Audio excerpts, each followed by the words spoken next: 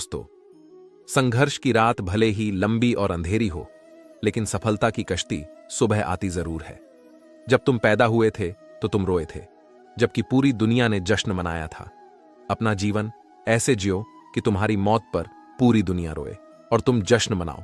जब तक आप अपनी समस्याओं एवं कठिनाइयों की वजह दूसरों को मानते हैं, तब तक आप अपनी समस्याओं एवं कठिनाइयों को मिटा नहीं सकते। भीड़ हमेशा उस रास्ते पर चलती है जो रास्ता आसान लगता है, लेकिन इसका मतलब यह नहीं कि भीड़ हमेशा सही रास्ते पर चलती है।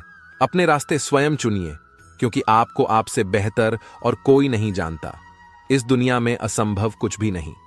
हम वह सब कर सकते हैं जो हम सोच सकते हैं, और हम वह सब सोच सकते हैं जो आज तक हमने नहीं सोचा।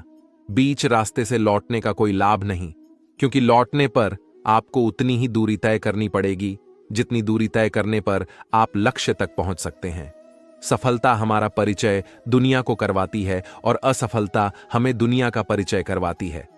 अगर किसी चीज को दिल से चाहो तो पूरी कायनात उसे तुमसे मिलाने में लग जाती है।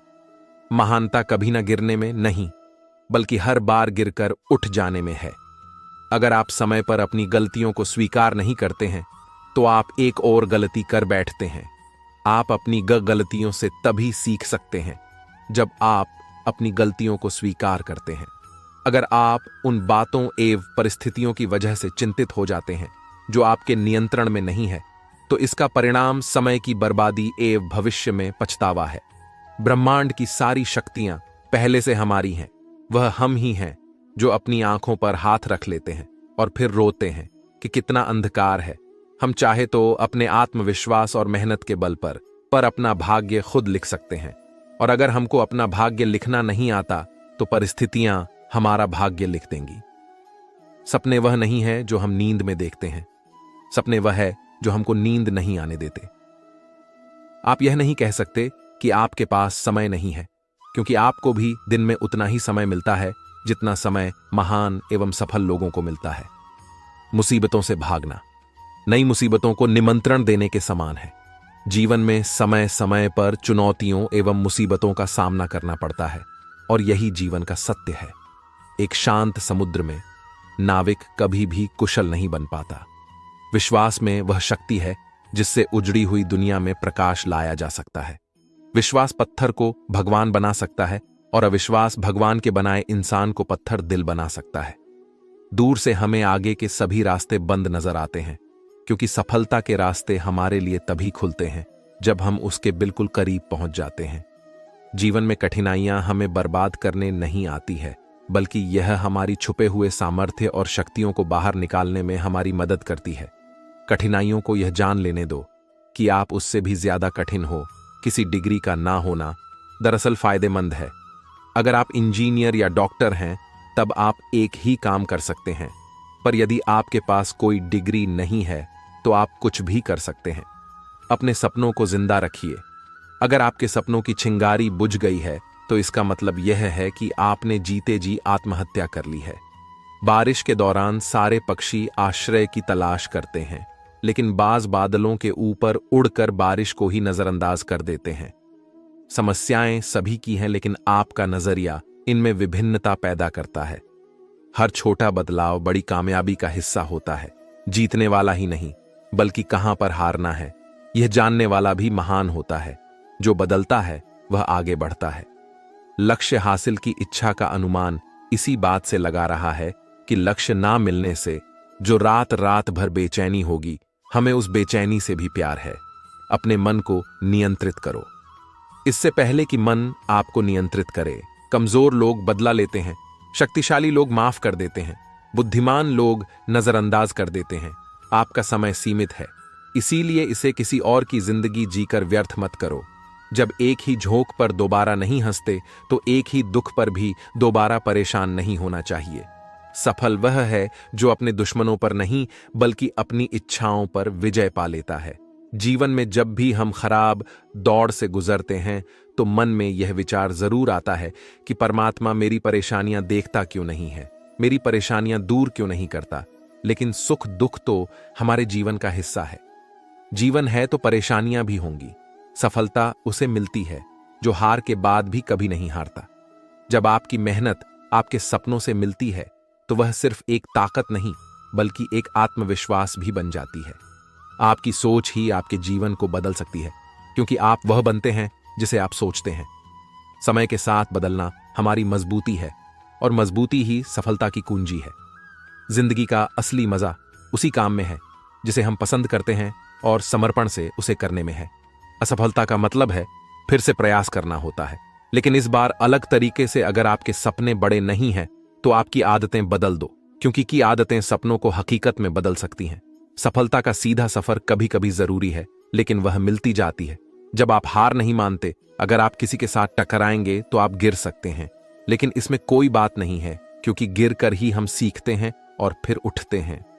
जीवन में सफलता प्राप्त करने के लिए सिर्फ काम करने से कम नहीं, बल्कि उसमें प्रेम और पूर्ण समर्पण भी शामिल होना चाहिए। सफलता का राज है कभी ना हारो और हमेशा सीखो। अगर आप अपने सपनों की पूर्ति करना चाहते हैं तो आपको उन्हें देखने के लिए सोने नहीं जागने की आवश्यकता होती है। आपकी क्षमता आपका पहला कदम है, लेकिन आपका संघर्ष आपकी आखिरी कदम होती है। सपनों की ऊंचाइयों तक पहुंचने के लिए हमें कभी भी हार नहीं माननी चाहिए, क्योंकि हर हार का एक सबक होता है और हर सबक एक कदम आगे बढ़ने की दिशा में हमें मदद करता है। आपका स्वागत है इस अनमोल विचार संग्रह में, जहां पर जीवन के निरंतर साहस और सत्य की खोज का सफर है। इस विशेष समय में हम सभी को अपने जीवन को बेहतर बनाने, सकारात्मक दिशा में बढ़ने और समृद्धि की ऊंचाइयों को छूने का अवसर मिलता है। यह विचार जीवन के रास्ते में मार्गदर्शन करने के लिए हैं, जिनसे हम सभी आत्मविकास और सार्थक जीवन की ओर बढ़ सकते हैं। जीवन में सफलता प्राप्त करने के लिए सही दिशा में कदम बढ़ाना महत्वपूर्ण है।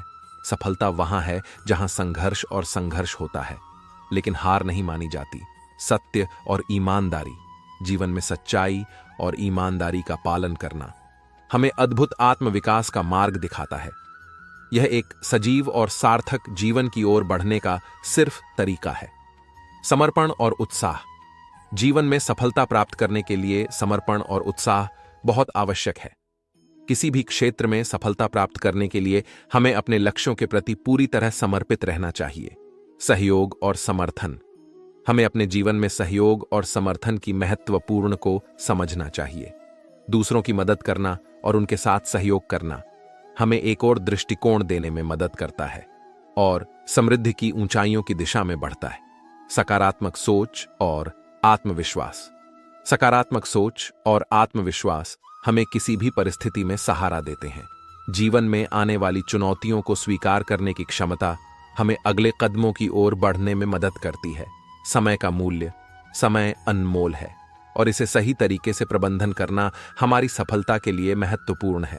यह हमें उच्चतम स्तर की उत्पत्ति में मदद करता है और सार्थक जीवन की दिशा में बढ़ने में सहायक होता है। आत्मसमर्पण, अपने क्षेत्र में माहिर बनने के लिए आत्मसमर्पण अत्यंत महत्वपूर्ण है।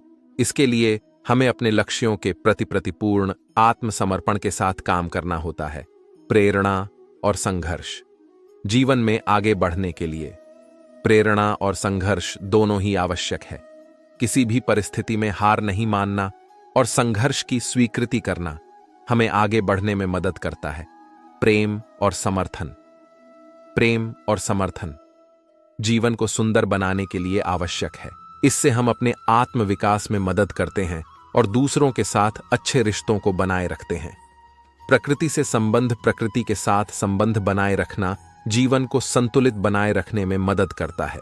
यह हमें स्वास्थ्य, शांति और आत्मिक शक्ति प्रदान करता है। इन विचारों का पालन करके हम अपने जीवन को सार्थक बना सकते हैं और सफलता की ऊंचाइयों को छू सकते हैं। अगर बहस करने वालों में एक व्यक्ति शांत रहे तो बहस कभी नहीं हो सकती। शरीर का शोर सुनाई दे जाता है, कभी आराम से बैठकर आत्मा की भी सुनो। मौन निद्रा के सदृश है, यह ज्ञान में नई स्फूर्ति पैदा करता है। सही जगह और सही वजह पर बोलना जरूरी है, वरना चुप रहना ही बेहतर है। यदि तुम चाहते हो कि लोग तुम्हें तुम्हारी वास्तविक योग्यता से अधिक योग्य व्यक्ति समझे तो कम बोलो।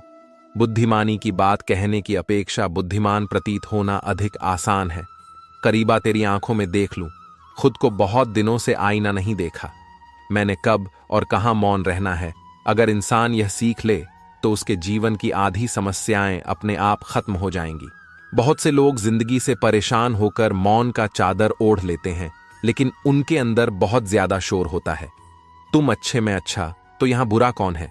दूसरों की गलती पर, खुदा और अपनी गलती पर सारा जहां मौन है, मौन रहकर मैं अन्य लोग की कमियों को सुन लेता हूं और अपनी कमियों को छिपा लेता हूं। मौन रहना कोई आसान कार्य नहीं है। इसके लिए भी साहस और धैर्य की बड़ी आवश्यकता होती है। जो अपनी जिवा को वश में रखता है वह जीवन भर नियंत्रण रखता है, किंतु जिसका जिवा पर वश नहीं वह नाश को प्राप्त होता है।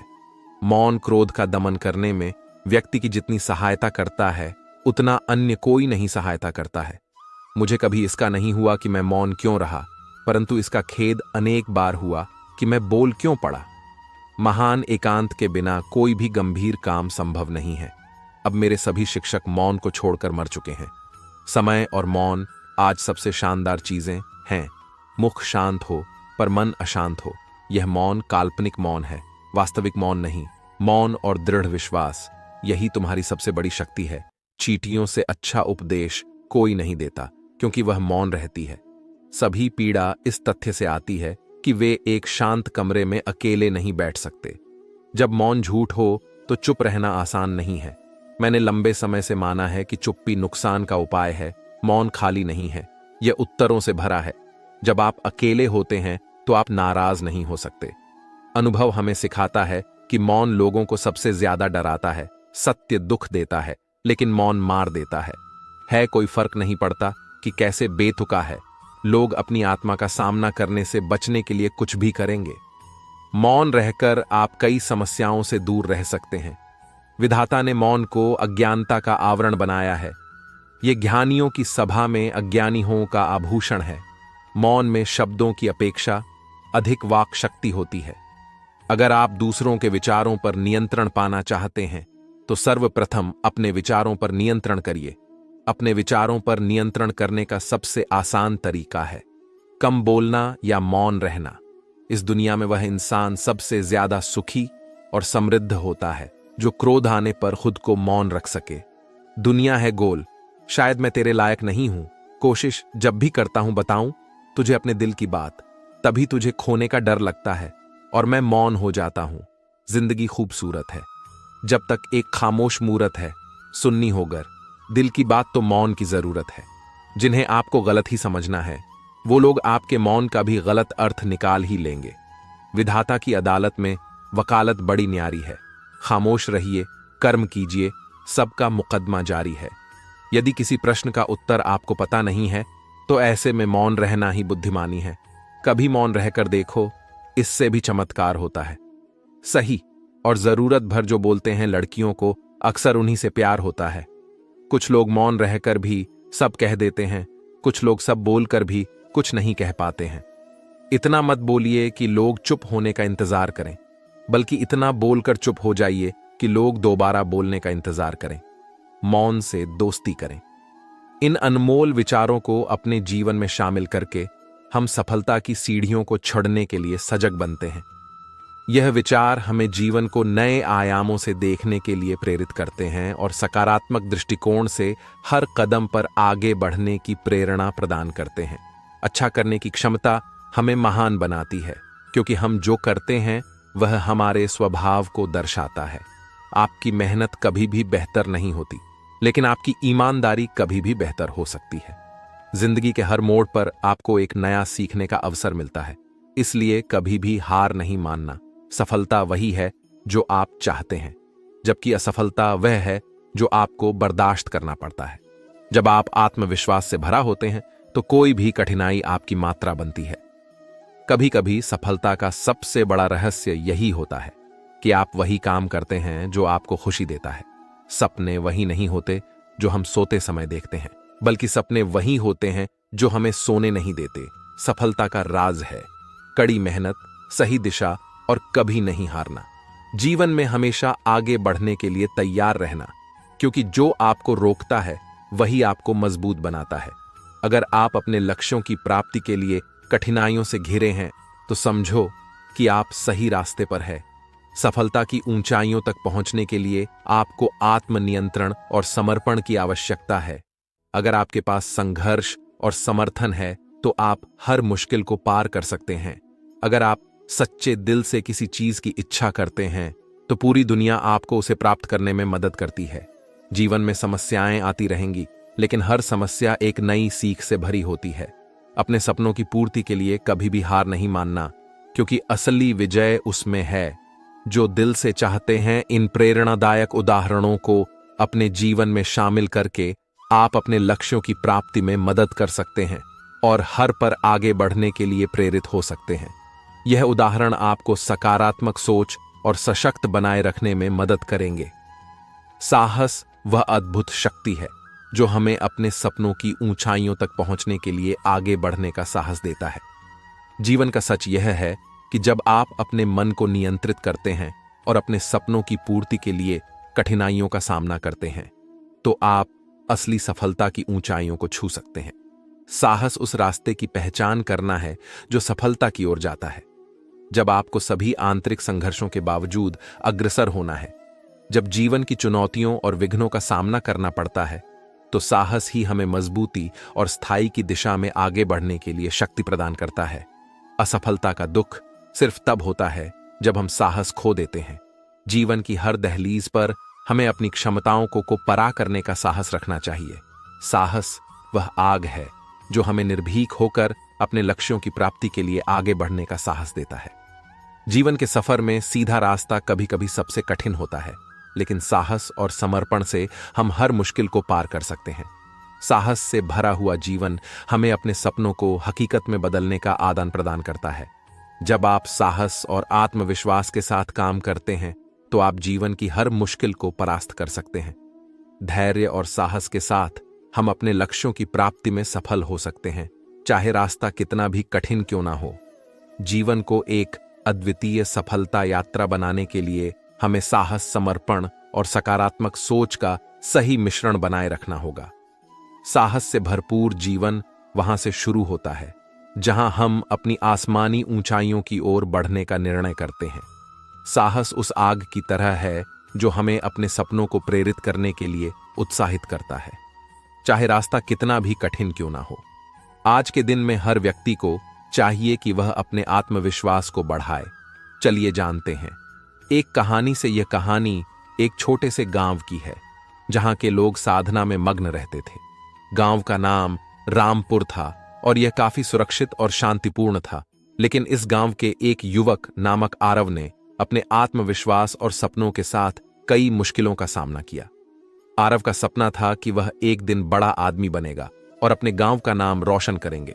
उसका दिल बड़े उद्दीपन और सेवा भाव से भरा हुआ था, लेकिन उसे पता था कि इस सपने को पूरा करने के लिए उसको बड़े सागर का सामना करना होगा। आरव का पहला कदम उसने शिक्षा की दिशा में बढ़ाया। वह गांव स्कूल में पढ़ाई करता था और हमेशा अपने लक्ष्य की ओर बढ़ने का प्रयास करता रहता था। उसके माता पिता भी उसके सपनों का समर्थन करते थे और उन्होंने उसे यह सिखाया कि सच्ची मेहनत और आत्मसमर्पण से ही सपने हकीकत में बदल सकते हैं। एक दिन गांव में एक बड़ा मेला था। यह मेला गांव वालों के लिए एक अद्भुत मौका था अपनी कला और प्रतिभा को दिखाने का। आरव ने इस मौके को अपने लक्ष्य की ओर एक कदम और बढ़ाने का निशाना बनाया। उसने गांव के नाट्यशाला में अपनी कला को दिखाने का निर्णय किया। मेला के दिन गांव वाले बड़े आत्मविश्वास और उत्साह के साथ नाट्यशाला में इकट्ठे हो गए।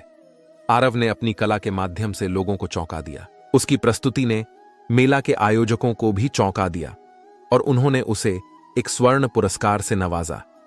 इस सफलता के बाद आरव ने अपने लक्ष्यों की ओर और भी बढ़ने का निर्णय किया। उसने अपने गांव के लिए शिक्षा के क्षेत्र में सुधार करने का निर्णय लिया और एक शिक्षा संस्थान खोला। उसने गांव के छोटे मोटे बच्चों को मुफ्त शिक्षा प्रदान करना शुरू किया और उन्हें सपनों की ऊंचाइयों की ओर प्रेरित किया। आरव का यह कदम गांव के लोगों के बीच में एक सामाजिक उत्थान की भावना को उत्तेजित करने लगा। उसके साथ ही गांव वाले भी उसके साथ मिलकर गांव को एक नई ऊर्जा और उत्साह से भर दिया। हालांकि सफलता पाने के लिए आरव ने कई सारी मुश्किलें भी काटनी पड़ी।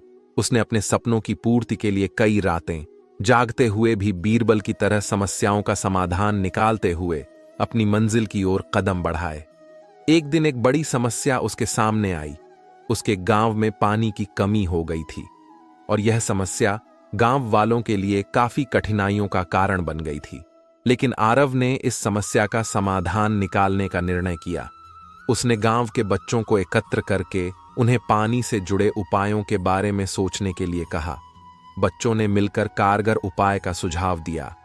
आरव ने उनके सुझावों को सुनकर एक छोटे से तालाब बनाने का निर्णय किया। इस तालाब से गांव वालों को पानी की आपूर्ति हो सकती थी और वह भी सुरक्षित तरीके से। इस परियोजना को पूरा करने के लिए आरव ने गांव वालों को एकजुट होकर काम करने का आह्वान किया। लोगों ने इसे अपना माना और मिलकर काम करने लगे। तालाब बनाने का कार्य थोड़ा मुश्किल था, लेकिन आरव ने गांव वालों को यह सिखाया कि मिलकर किसी भी मुश्किल का सामना किया जा सकता है। उसने लोगों को साथ मिलाकर कई सप्ताहों के परिश्रम के बाद गांव में एक बड़ा तालाब बनाया और उसे पानी की समस्या का समाधान हो गया। गांव वाले ने आरव की मेहनत और संघर्ष को देखकर उसे गांव का हीरो माना और उसे बड़ा सम्मान दिया। आरव के संघर्ष और मेहनत ने उसे न केवल अपने सपनों की प्राप्ति में सफल बनाया, बल्कि उसने गांव के लोगों को एक सुरक्षित और स्वस्थ जीवन जीने का भी मौका दिया। इस कहानी से हमें यह सीखने को मिलता है कि अगर हमारी मेहनत और आत्मसमर्पण में ईमानदार है तो हम किसी भी मुसीबत का सामना कर सकते हैं। संघर्ष है छोटा सा शब्द पर, इसकी व्याख्या विशाल है। संघर्ष के बिना जीवन नहीं है और बिना संघर्ष किए सफलता हासिल करना असंभव है। इसलिए जीवन में आगे बढ़ते समय संघर्ष करना पड़े तो निडर होकर आगे बढ़े, क्योंकि संघर्ष ही आपको जीवन में सफलता की सीढ़ी चढ़ने में मदद करेगा। वास्तव में देखा जाए तो संघर्ष ही जीवन है। संसार में बिना संघर्ष किए कुछ भी हासिल करना संभव नहीं है। इस संसार का हर प्राणी किसी न किसी रूप में संघर्षरत है। जैसे मानव का बाल अवस्था में खड़ा होकर चलने के लिए, संघर्ष जवानी में कुछ बनने के लिए, संघर्ष प्रौढ़ अवस्था में पारिवारिक सुख के लिए, संघर्ष और बुढ़ापे में बचे हुए दिन काटने के लिए संघर्ष। यानी इंसान जब तक इस संसार में है तब तक संघर्ष उसके साथ ही चलने वाला है। इसलिए हर व्यक्ति को संघर्षों से दोस्ती कर लेनी चाहिए, प्रसन्नता के साथ उन्हें अपनाना चाहिए और उत्साह के साथ जीवन में आगे बढ़ना चाहिए, क्योंकि संघर्ष ही हर व्यक्ति को कठिन से कठिन डगर को भी पार करने में मदद करते हैं। कभी बहुत समय पहले एक जंगल में मेहनती और परिश्रमी हिरण रहता था। वह हमेशा समय गुजारता था, जंगल के हर कोने को छान हुए और सभी जानवरों की मदद करता था। वह एक बहुत ही ईमानदार और निष्ठावान हिरण था। एक दिन जंगल में भयानक एक शेर आया। यह शेर अत्यंत भयानक और क्रूर था। वह जंगल में डर और हाहाकार फैलाता था। जब जंगल में अचानक अत्यंत शोर शराबा मच गया तो सभी जानवर चिंतित हो गए। जंगली शेर जानवरों को डराने आया था। हर कोई डर के मारे अपने अपने घरों में छिप गया। इस शोर को सुनकर हिरण भी डरकर भागने की कोशिश करता हुआ जंगल में भाग गया। शेर ने जंगल के सभी जानवरों को धमकाकर बताया कि अब वह जंगल का राजा है और सभी को अपनी शरण में आना होगा। हिरण ने भी इसे सुना और शेर की दहाड़ सुनकर वह बहुत चिंतित हुआ। वह सोचने लगा कि शेर अब जंगल में सभी का आतंक बन गया है। हिरण ने सभी जानवरों के साथ मिलकर शेर को हराने की और उससे छुटकारा पाने की योजना बनाई। उन्होंने शेर को सबक सिखाने का निर्णय लिया। हिरण के साथ सभी जानवरों ने मिलकर काम शुरू किया। मेहनती हिरण ने तत्परता और साहस से भरपूर होकर शेर के खिलाफ लड़ने का निर्णय किया। वह अपनी मेहनत और समझदारी से शेर को हराने की कोशिश करने के लिए तैयार था। दिन बीतते गए। मेहनती हिरण ने खरगोश, चूहे और जमीन में खोदने वाले जानवरों को एक बड़ा गड्ढा खोदने के लिए कहा। सभी ने मिलकर कुछ ही दिनों में एक बहुत बड़ा खड्डा खोद दिया। उस गड्ढे को घास ढक दिया और शेर के आने का इंतजार करने लगे। सभी जानवरों को एक साथ देख शेर ने उन पर हमला किया। सभी जानवर इधर उधर भागने लगे। तभी हिरण शेर के सामने आया और उसे अपने पीछे भागने लगा और उसे उस गड्ढे के पास ले गया और आखिरकार शेर उस गड्ढे में जा गिरा और सभी जानवर बहुत खुश हुए। और आखिरकार एक दिन हिरण ने शेर को मात दी। हिरण ने बुद्धिमत्ता से शेर को हरा दिया, को चम्मच नमक दिया। जब सेठ वापस आए तो उन्होंने देखा कि डिब्बा खुला हुआ था। सेठ ने पूछा कि तुमने क्या बेचा? तो बेटा ने बताया कि एक संत जिनका आवास तालाब के पास है ने उन्हें एक चम्मच नमक दिया था। सेठ जी के होश उड़ गए, क्योंकि उसे डिब्बे में जहर था, नमक नहीं। और वे रात भर वहीं बैठे रहे। सेठ के मन में उस समय यह ख्याल था कि अगर संत को कुछ हो गया तो उसकी बड़ी बदनामी हो सकती है। वे सोचते रहे कि अगर संत की तबीयत खराब हो गई तो कम से कम एक वैद्य की सलाह तो जरूर लेंगे। इसके बाद सेठ ने संत की ओर बढ़ते हुए कहा। तब तक संत भगवान के भोग को तैयार करके खाने के लिए तैयार बैठ चुके थे। सेठ ने दूर से ही बोला कि महाराज, आपके लाए गए नमक में जहरीला पदार्थ है, कृपया इसे ना खाएं। संत जी ने कहा, सेठ जी, मैंने नमक को भोजन में मिला दिया है और प्रभु को भोग लगा दिया है, इसलिए अब मुझे भी खाना अनिवार्य है। क्योंकि इस तरह संत ने भोजन को प्रसाद मानकर खाना शुरू कर दिया। भगवान पर पूरा विश्वास था। सोचते सोचते उन्हें नींद आ गई। सुबह की तरह संत जल्दी उठे और नदी में स्नान करने लगे। सेठ जी ने पूछा, महाराज, तबीयत ठीक है ना? संत ने मुस्कुराते हुए कहा, भगवान की कृपा है। इसके बाद उन्होंने पूजा करने के लिए मंदिर जाने की यात्रा आरंभ की। जैसे ही संत ने मंदिर का प्रवेश किया, उन्होंने देखा कि भगवान की मूर्ति के 2 टुकड़े हो गए थे और मूर्ति का शरीर काला पड़ गया था। इस दृश्य को देखकर सेठ को सब समझ में आ गया कि भक्त के अटल विश्वास के कारण भगवान ने भोजन के रूप में जहर को स्वयं अपने अवतार में ग्रहण कर ली और उसे भक्त के रूप में प्रसाद के रूप में स्वीकार किया। इस घटना के बाद सेठ ने तुरंत अपने बेटे को दुकान की जिम्मेदारी सौंप दी और स्वयं संत की शरण में आकर भगवान की भक्ति करना शुरू किया।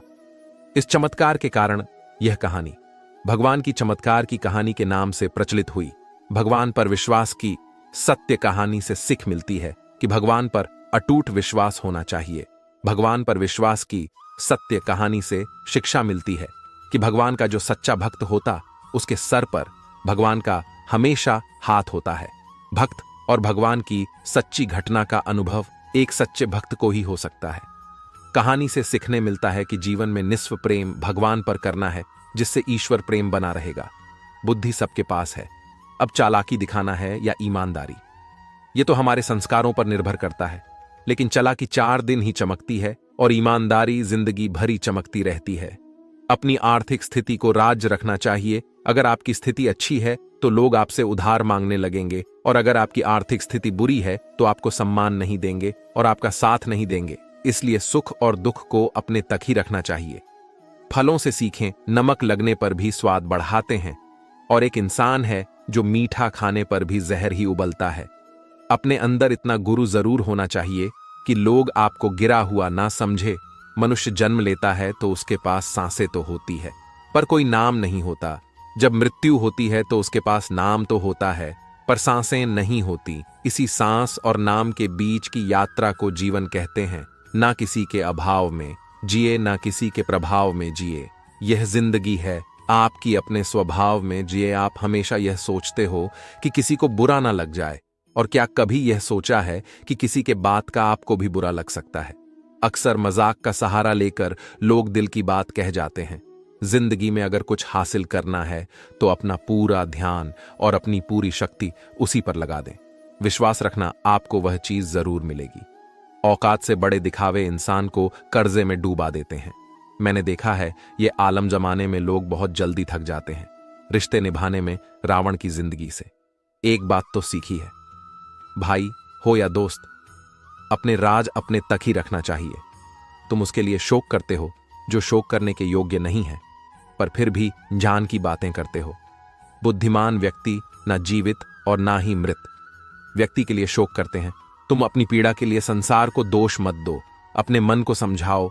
तुम्हारे मन का परिवर्तन ही तुम्हारे दुखों का अंत है। आंखों का पानी और दिल की कहानी हर किसी को समझ नहीं आती। जिंदगी आपको उस मुकाम पर जलील करती है जहां से आपको कुछ अच्छे की उम्मीद रहती है। लोग कहते हैं कि मेरा दिल पत्थर का है, इसलिए इसको पिघलना नहीं आता।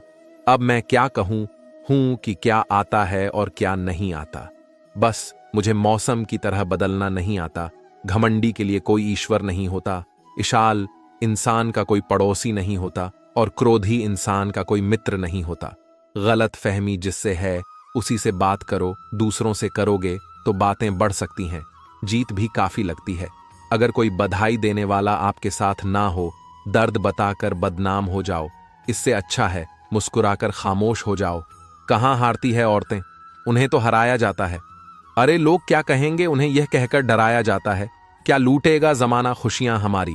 हम तो खुद ही अपनी खुशियां दूसरों पर लुटाकर जीते हैं। अपनी तकलीफ सिर्फ उन्हें बताओ जो आपके दर्द समझने के काबिल हो। खुद को इतना भी दिलासा मत दीजिए, क्योंकि कोई इतना भी व्यस्त नहीं होता कि उसे आपके लिए वक्त ही ना मिले। अक्सर आप उनके लिए बेवजह परेशान रहते हैं जो आपको अपनी परेशानी समझते हैं। दूसरों की जिंदगी में अपनी जगह ढूंढना बंद कर दो, विश्वास रखना। आप बहुत खुश रहोगे। यहां पर हर अपना दिखने वाला धोखेबाज होता है। जिंदगी में ऐसा बनो कि जो जैसा है उसे उस भाषा में समझा सको। बुरे वक्त में जो इंसान आपका साथ छोड़ दे तो यह मान लेना कि वह आपके साथ कभी था ही नहीं। बेवजह नहीं होती। किसी से मुलाकातें, किसी से सबक मिलता है तो किसी से न मिलता। याद तो बहुत हो, लेकिन अब मिलने का मन नहीं करता। तुमसे गलत दिशा में दौड़ने से बेहतर है कि सही दिशा में आराम से जाएं। कोई आपका साथ नहीं देगा। यहां आपको लड़ना भी खुद है और संभलना भी खुद है। आप जितना डरोगे लोग आपको उतना ही डराए, और अगर आप हिम्मत करोगे तो बड़े बड़े भी आपके आगे सर झुकाएंगे। कामयाब होने के लिए इन दोनों का होना बहुत ही आवश्यक है। एक वह जो तुम्हें पीछे खींचता है और एक वह जो तुम्हें आगे बढ़ने पर मजबूर करता है। जिंदगी में अगर खुश रहना है तो पहले उन्हें भूल जाओ जो आपको भूल गए हैं। जितनी कम उम्मीद रखोगे आप जिंदगी में उतने ही खुश रहोगे। अगर किसी के स्वाभिमान पर बार बार चोट पहुंचाई जाए तो रिश्ता कितना ही प्यारा क्यों ना हो, आखिर में टूट ही जाता है। लोग चाहते हैं कि आप बेहतर करें, लेकिन लोग यह नहीं चाहेंगे कि आप उनसे बेहतर करें। आपको कभी समय निकालकर अपनी कमियों को गौर करना चाहिए। इससे आपकी दूसरों को आईना दिखाने की आदत छूट जाएगी। पेड़ कभी डाली काटने से नहीं सूखता, वह हमेशा जड़ काटने से सूखता है। इसी तरह इंसान अपने कर्म से नहीं, मनुष्य अपनी गलत सोच और व्यवहार से डरता है। पेड़ की डाली से गिरता हुआ पत्ता भी बहुत कुछ सिखा देता है कि अगर जिंदगी में तुम बोझ बन जाते हो तो अपने ही तुम्हें गिरा देते हैं। अगर आपको किसी बात का घमंड आ जाए तो शमशान का एक चक्कर लगा लेना, क्योंकि वहां तुमसे भी ज्यादा शक्तिशाली लोग राख बने पड़े हैं। मैंने जिसको जब जब मौका दिया उसने मुझे तब तक धोखा दे दिया। शिकायतों की भी एक इज्जत होती है, इसलिए यह हर किसी से नहीं की जाती। अब डर खोने से नहीं, लोगों के साथ लगाव से लगता है बहुत नजदीक से देख लिया है मैंने दुनिया, तभी तो अब सबसे दूर जाकर बैठा हूं। दूसरों की सोच से अधिक करके खाना, बस यही आपकी सफलता है। जिंदगी में कुछ अलग करना चाहते हो तो भीड़ से हटकर चलना पड़ेगा। भीड़ आपको हिम्मत तो देगी, लेकिन आपकी पहचान छीन लेती है। इसे अपने को खो देने का डर इस दुनिया का सबसे बड़ा डर होता है। इसे सिर्फ वही समझ सकता है जिसने किसी अपने को खोया है। कहते हैं छोड़ने वाले छोड़ ही जाते हैं, चाहे मुकाम कोई भी हो। निभाने वाले निभा ही जाते हैं, चाहे हालात कोई भी हो। मैंने देखा है दिल दुखने से चेहरे की रंगत उड़ जाती है। किसी से भी हद से ज्यादा उम्मीद मत रखो, क्योंकि लोग आपको उतना महत्व नहीं देते जितना आप समझ लेते हो। क्यों रोते हो? आप उस इंसान के खोने से जिसे कोई फर्क ही नहीं पड़ता, आपके होने या ना होने से गिर गए।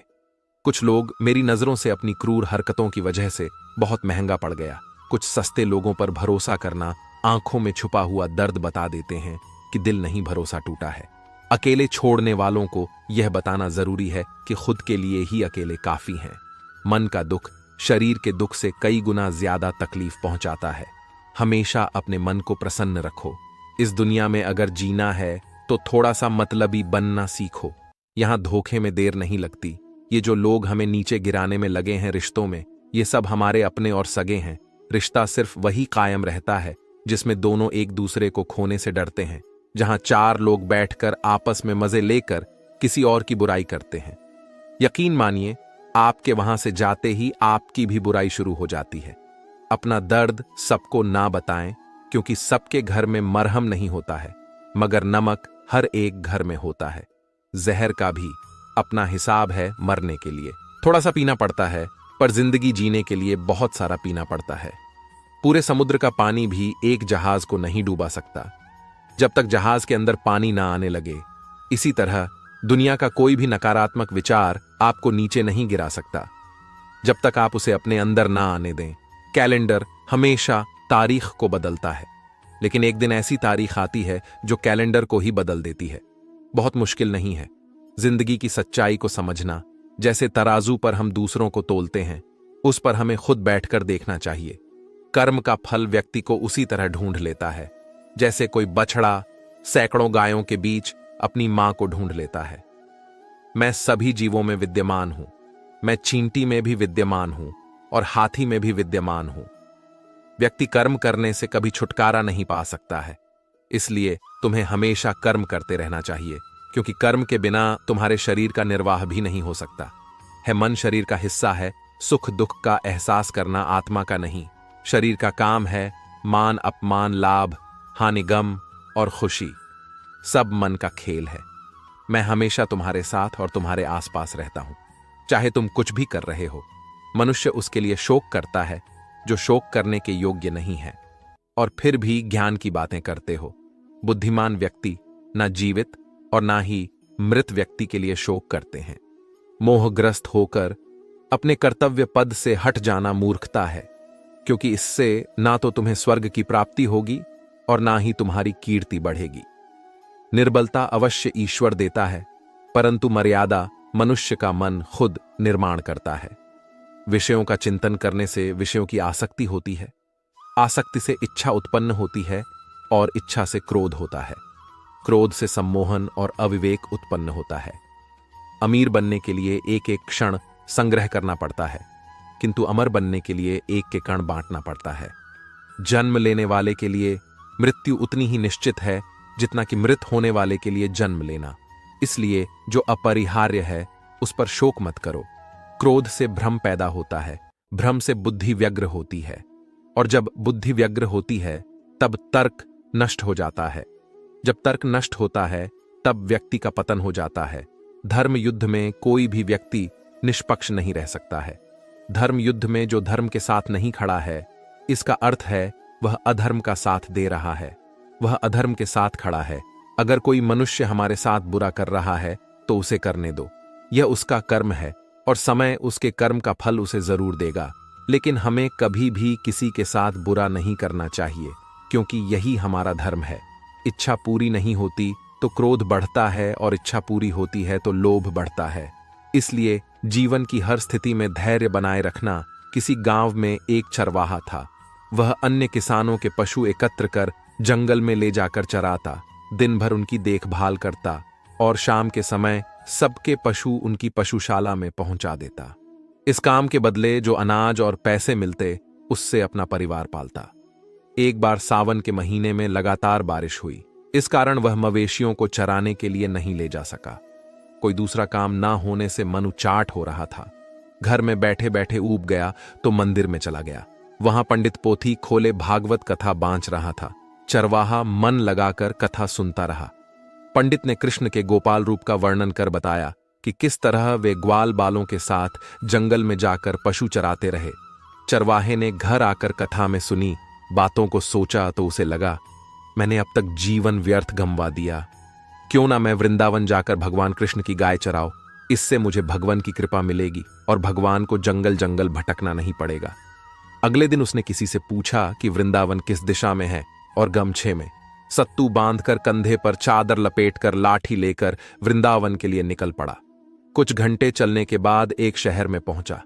तालाब के किनारे पेड़ की छाया में रुका और लोगों से अपनी यात्रा का उद्देश्य बताया। लोग उसका मजाक उड़ाने लगे तो दुखी होकर वह आगे बढ़ गया। रास्ते में थोड़ी दूर पर उसे एक मठ दिखाई दिया। वह मठ में पहुंच गया। वहां कुएं से पानी खींचकर उसने हाथ मुंह धोए और एक तख्त पर बैठे महंत जी को प्रणाम किया। महंत जी ने नया चेहरा देखा तो उसका नाम आने का उद्देश्य आदि पूछा। वे समझ गए कि यह भोला आदमी है। लोग इसकी भावना को न समझकर इसका मजाक बनाएंगे और तंग करें। उन्होंने चरवाहे से लौट जाने को कहा, पर चरवाहा न माना। तब महंत जी बोले, इस मठ में कृष्ण जी की पूजा होती है। यहां गौशाला में जो गायें हैं वे कृष्ण जी की ही गायें हैं, उन्हीं को चराया करो।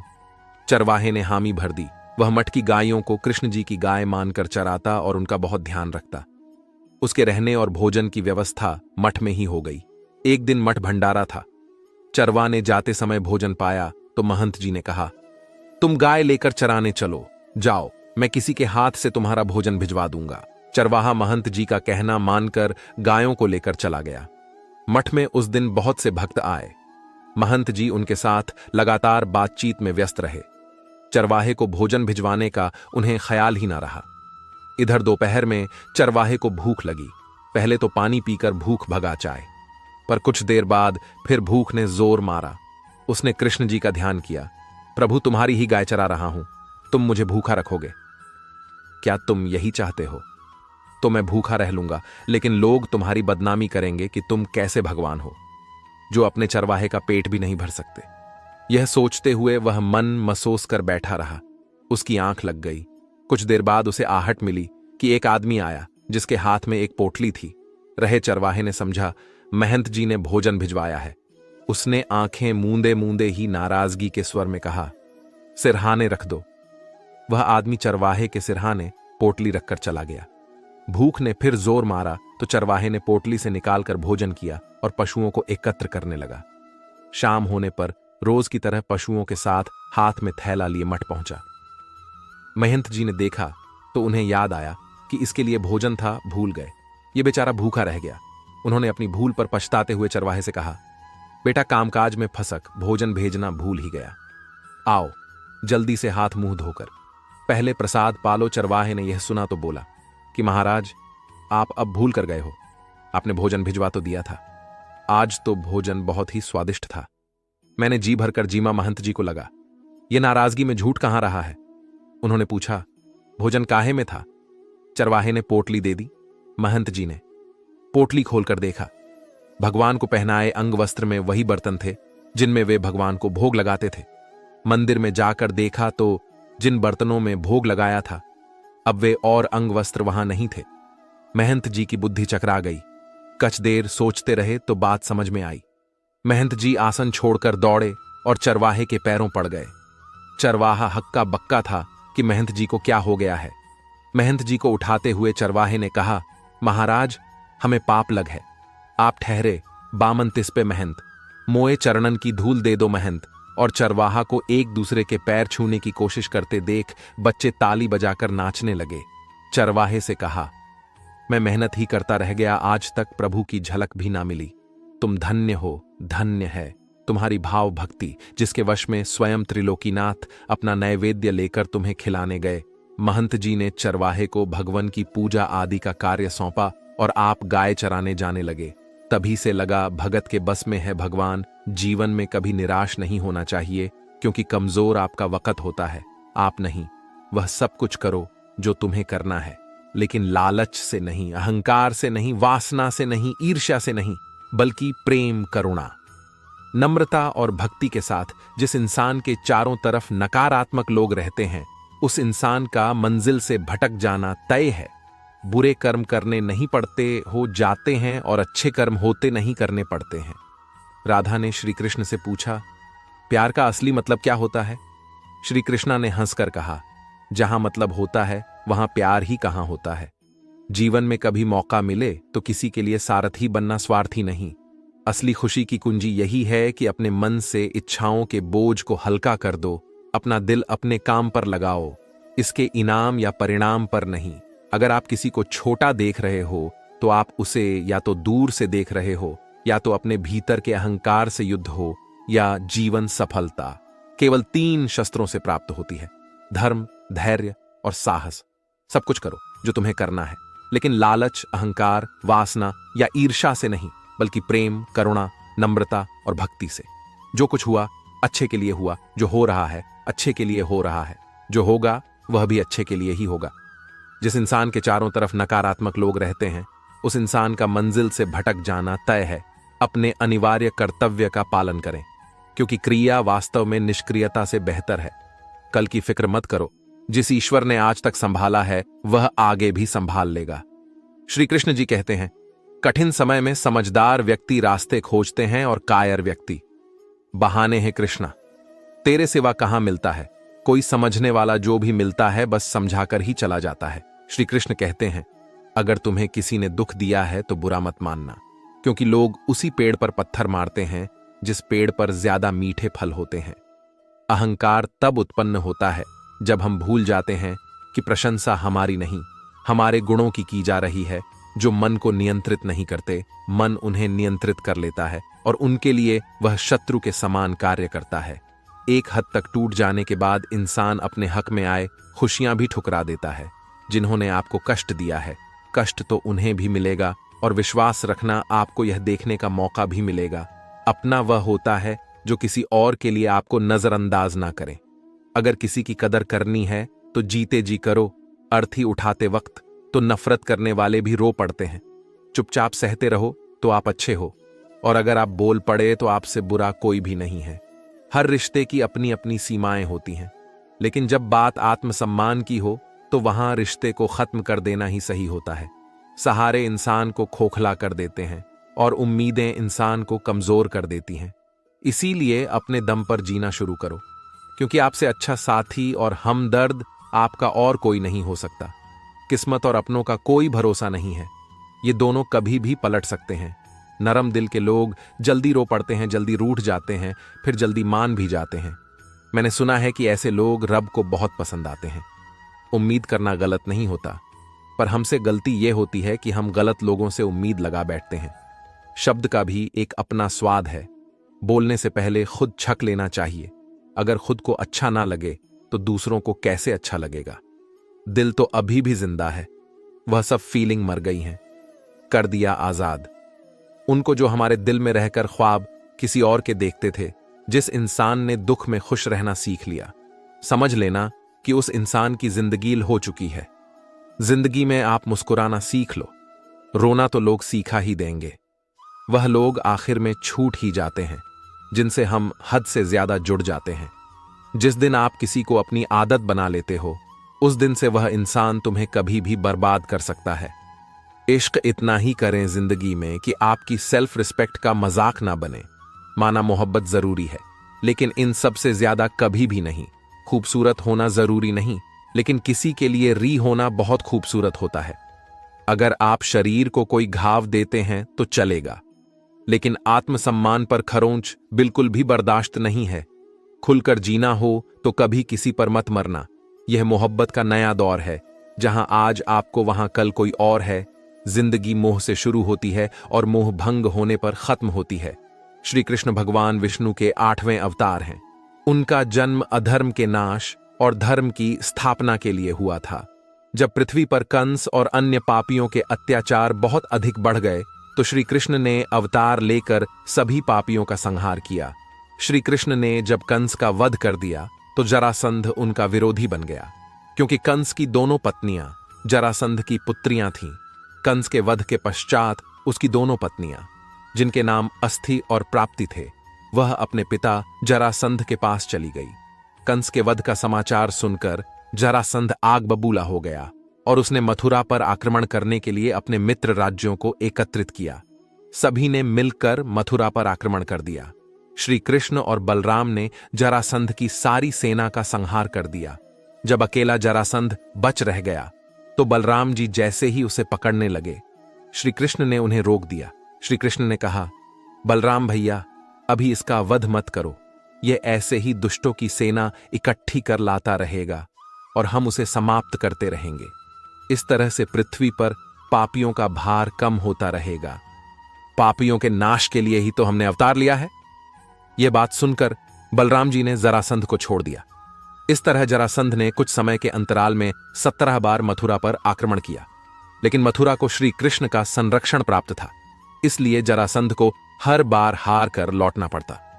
जब जरासंध 18वीं बार मथुरा पर आक्रमण करने का विचार कर रहा था, तभी कालयवन नाम के मल ने मथुरा को घेर लिया। कालयवन को भगवान शिव से वरदान प्राप्त था कि उसे ना ही कोई चंद्रवंशी मार सकता है और ना ही सूर्यवंशी, ना ही किसी शस्त्र से उसकी मृत्यु हो सकती है और ना ही कोई शारीरिक बल से उसे हरा सकता है। वह अपने आप को सबसे शक्तिशाली समझने लगा। उसने नारद जी से पूछा कि मुझ जैसे शक्तिशाली व्यक्ति से युद्ध कौन लड़ सकता है। नारद जी ने उसे श्री कृष्ण के बारे में बता दिया। जब श्री कृष्ण को इस बारे में पता चला तो वह जानते थे कि यह भगवान शिव के वरदान से रक्षित है। वह सोचने लगे कि एक तो अगर यह हम दोनों भाइयों से नहीं मरा तो यह हमारी प्रजा को मार डालेगा या भी बंदी बनाकर कर अपने राज्य ले जाएगा। दूसरे, अगर युद्ध आरंभ हो गया और कहीं उसी समय जरास भी अपनी सेना सहित आक्रमण न कर दे, मथुरा की प्रजा जरासंध के बार बार के आक्रमण से त्रस्त हो चुकी थी। श्री कृष्ण जानते थे कि जरासंध मेरे ही कारण बार बार मथुरा पर आक्रमण कर रहा है। इसलिए श्री कृष्ण ने कालयवन से युद्ध आरंभ करने से पहले विचार किया कि ऐसे नगर का निर्माण किया जाए जहां मैं अपने सभी भाई बंधुओं को सुरक्षित रख सकूं। उन्होंने विश्वकर्मा को बुलाकर एक अलौकिक नगरी का निर्माण करने का आदेश दिया। जैसे ही विश्वकर्मा ने नगरी का निर्माण कार्य पूरा किया, श्री कृष्ण ने अपनी माया से सबको उस नगरी में बसा लिया। उसके बाद श्री कृष्ण ने द्वारिका नगरी में राज करने लगे। दोस्तों, श्री कृष्ण से हमारे लिए आज के समय में बहुत ही महत्वपूर्ण भूमिका निभाई है, क्योंकि आज के इस दुनिया में जहां चारों ओर आग लगी हुई है और इस समय में हमारे लिए अपना जैसा गीता के श्री कृष्ण द्वारा हमें विचार सुनने को मिलता है, ये हमारे लिए बहुत ही सौभाग्य की बात है। इसीलिए दोस्तों, अगर आपको ये विचार आपको भाते हैं, अगर ये विचार आपके मन को प्रेरणा मिलती है, तो आपको ये विचार आपके अपने मित्रों और अपने सभी सगे संबंधियों से आपको जरूर शेयर करना चाहिए, क्योंकि ये विचार